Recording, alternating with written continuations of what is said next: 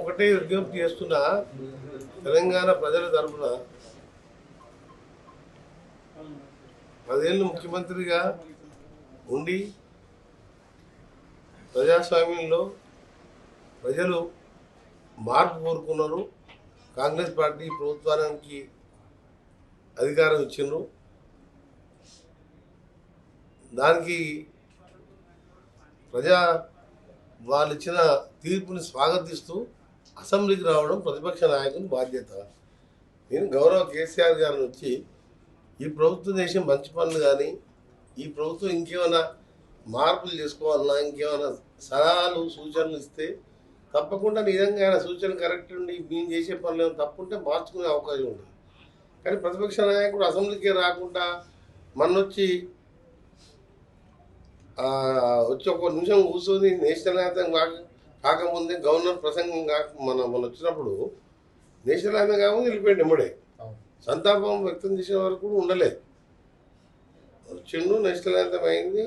ఆ తర్వాత చనిపోయిన సభ్యులకు సంతాపం వ్యక్తం కాకపోతే వెళ్ళిపోయాడు. నేను ఈసారి కేసీఆర్ ప్రత్యేకంగా నేను ఒక తెలంగాణ ఉద్యమకారునిగా నేను మా మంత్రి పదవి వదిలిపెట్టుకొని కొండా లక్ష్మణ్ బాబూజీ తర్వాత మళ్ళీ రెండవ వ్యక్తి 3 సంవత్సరాల పదవి కాలం ఉండి కూడా పిల్లలు చనిపోతుంటే మా పార్టీ మీద ఒత్తిడి తేవడాలే, మా నాయకురాలకు తెలియజేయాలని పోయి ఆమె దగ్గర కలిసి అక్కడున్న పెద్దలని సోనియా గాంధీ గారిని కలిసి మీరు అనౌన్స్ చేసిండ్రు, శ్రీకృష్ణ కమిటీ ఆలస్యం చేస్తే పిల్లలు చనిపోతున్నారు. ఒక మనిషి చనిపోతే ఈ భగవంతుడు కూడా వాపసు తీసుకురాలేడు, మీరు ఎట్లా ఇస్తా అంటున్నారా, తొందరగా వేగవంతం చేయని చెప్పి ఆ ఒత్తిడి తేవడానికి మా పార్లమెంట్ సభ్యులు సొంతంగా సస్పెండ్ అయ్యారు. పార్లమెంట్లో అధికార పార్టీ వాళ్ళు ఎప్పుడు సస్పెండ్ గారు. నాలాంటి వారు పదవే వదిలిపెట్టి నేను మళ్ళీ తీసుకోను, తెలంగాణ ఉచితంగా తీసుకుంటే పదవి నాకు అవసరం లేదని చెప్పి నేరుగా గవర్నర్కి ఇచ్చిన. జనరల్గా రాజీనామా అంటే జాతీయ పార్టీలలో కానీ రీజనల్ పార్టీల్లో కానీ ముఖ్యమంత్రికి ఇస్తే ముఖ్యమంత్రి గవర్నర్ గారికి రికమెండ్ చేస్తారు రాజీనామా ఆమోదించామని.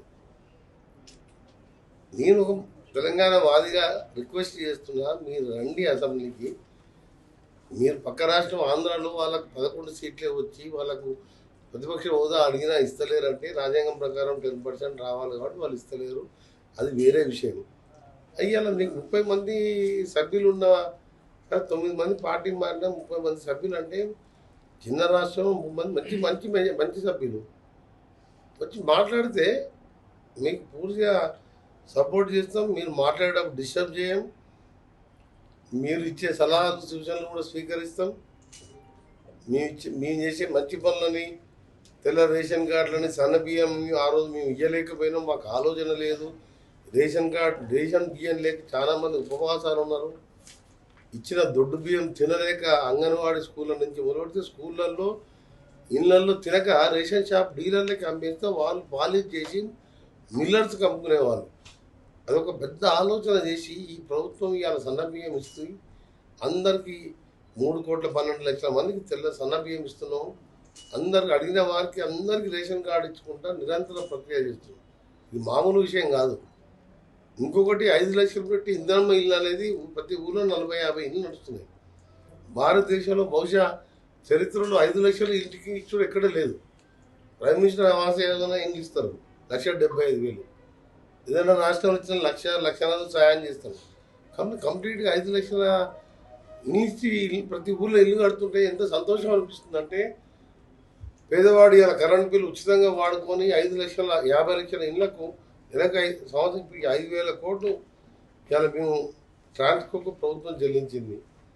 మహాలక్ష్మి పథకం మీద 11,000 కోట్లు, దాదాపు 270 కోట్ల మంది మహిళలు అక్కా చెల్లెళ్ళు వాళ్ళ గుడికి పోయినా, బడికి పోయినా, పిల్లల అమ్మగారింటికి పోయినా, ఇంకేదైనా ఫంక్షన్స్ పోయినా ఉచితంగా ప్రయాణం చేస్తే 11,000 కోట్ల భారవనం మా బాధ్యతగా ఆ రోజు మహాలక్ష్మి పథకం ప్రకటించి దేశ చరిత్రలో రికార్డు సృష్టించి ఉచితంగా మహిళలకు బస్సుల్లో నుంచి ఇవన్నీ మేము చేయలేకపోయినా మీరు చేస్తుండ్రు.